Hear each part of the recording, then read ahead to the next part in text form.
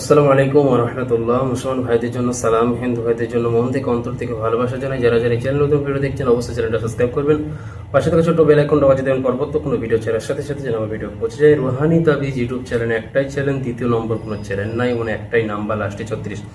তো আজকের আপনাদের শেখাবো শত্রু শরীরে অগ্নিবাণ চালান করা এক ভয়ঙ্কর নকশা। শত্রুর যন্ত্রণায় যারা টিকতে পারছে না, দীর্ঘদিন অনেক কবিরাজ দেখিয়েছেন, অনেক ভিডিও দেখে কাজ করেছে, কোনো কাজে ফলাফল পাচ্ছেন না, শত্রুর শরীরে অগ্নিবাণ চালান করা অর্থাৎ জ্বলাপোড়া সৃষ্টি হয়ে যাবে। শত্রুর শরীর জ্বলাপোড়া সৃষ্টি হবে, টিকতে পারবে না। এমন একটা বাণ চালান, অগ্নিবাণ, সেটা আপনাদের আজকে শিখিয়ে দেবো। কেউ খারাপ উদ্দেশ্যে মানুষের উপরে খারাপ কাজ করবেন না। যাদের উপরে শত্রুতা আছে, শত্রু যাদের উপরে জ্বালায় তাদের উপরে এই প্রয়োগটা করবেন। যাদের পিঠ ঠেকে গিয়েছে, পিঠে পিঠ, তারাই কাজটা চালাবেন। অন্য কোনো ব্যক্তি ছোট খাটো টুটি বিষয়ে কাজ চালাবেন না, তাহলে কবিরা গুনাহ হবে।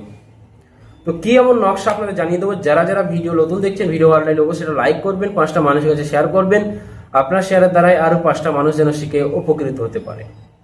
আজকে যে অগ্নিবাণটা শিখিয়ে দেবো আপনাদের, শনিবার, মঙ্গলবার অথবা অমাবস্যা রাতে মিক্স জাফরান কালি দিয়ে, যাদের ভোজ পাতা থাকবে খুবই ভালো, যাদের ভোজ পাতা থাকবে না সাদা কাগজে অথবা কাফনের লিখবেন। সাদা বাজারে যে কাফনের কাপড় পাওয়া যায়, অথবা সাদা কাগজে অথবা ভোজপত্রে, 3টি অপশন আপনাদের দিলাম, যে কোনো একটা জিনিসে আপনাদের লিখতে হবে।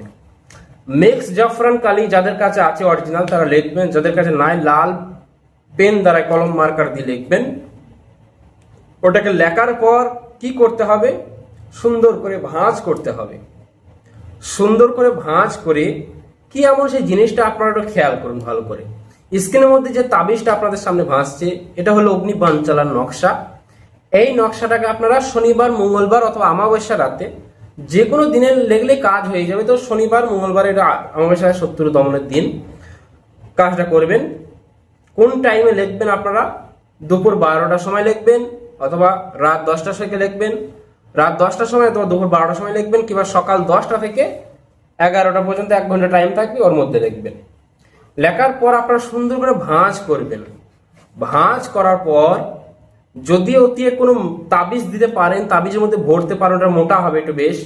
যেদিন তাবিজের মধ্যে ভরতে পারেন ভালো, আর যদি না পলিথিন বাঁধবেন।